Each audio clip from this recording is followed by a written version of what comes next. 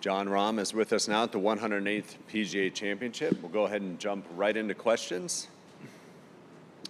Starting right here on Mike A. John, I'm curious what you take out of today in this round and just your general reflections on the way the day went. I played really good golf. That's the only way to look at it. Just wish I'd have done better with the speed of the greens. Just couldn't seem to get it to the hole, and that was the only reason why I didn't hole any more putts. Even so,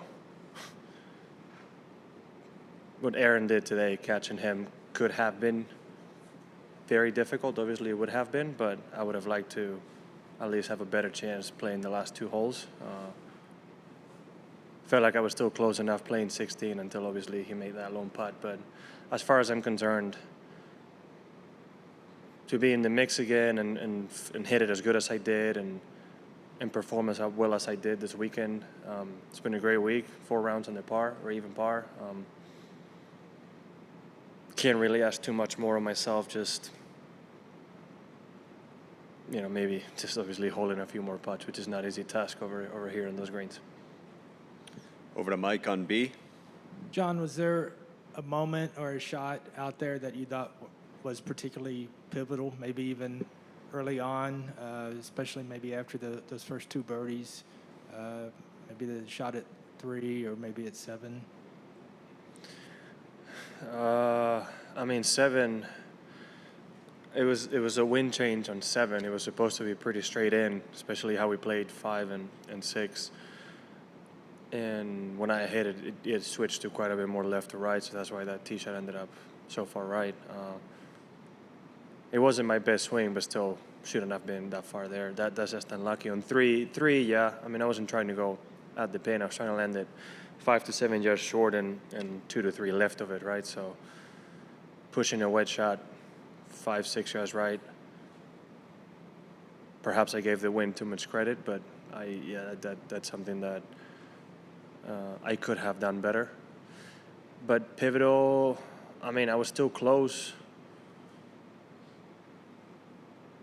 all of the back 9. If it's anything, maybe the chip shot on 13, but it's just with this setup and this pin location, just not like you can be overly aggressive because, yeah, you want to hit it close, but the second you go a foot past the pin, most of the time you can end up off the green fast, right? So I would say the chip shot on 13, but again, I would have needed more than just one today to have a chance.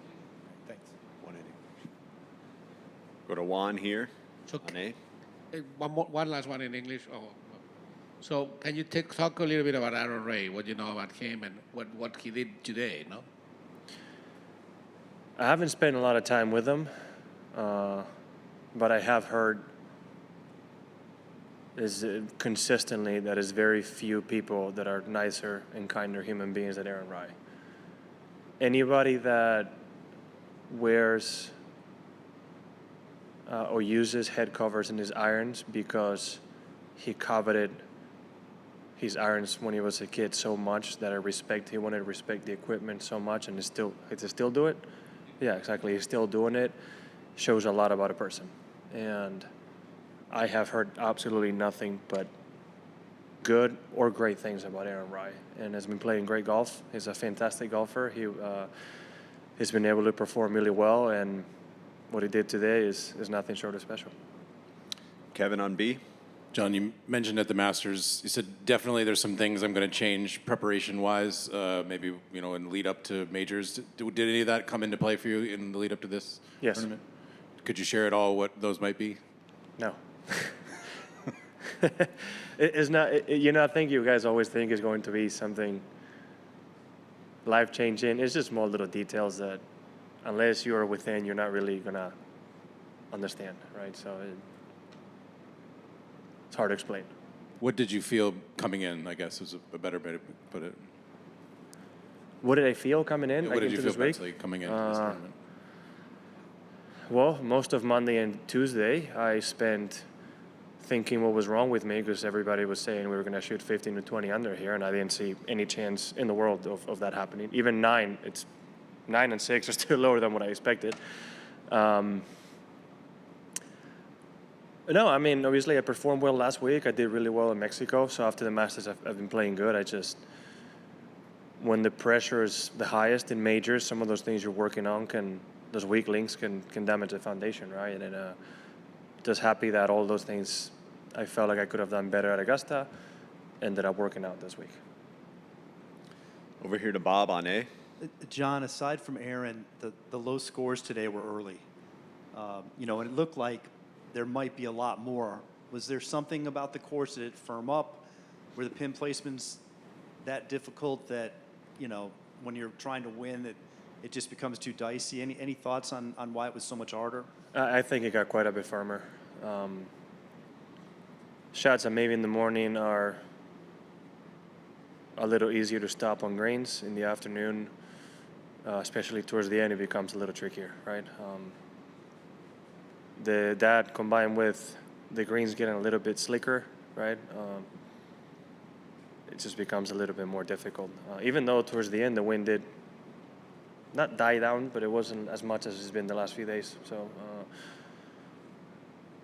I would say again the topic of all week has been course setup, where the pin positions are placed, where they've just managed to tuck them just enough to where even if you hit a good shot, it still makes you think. And with the firmness and dryness, the moisture going away, fairways are harder to hit, and then it's even harder to hit it close to the pin.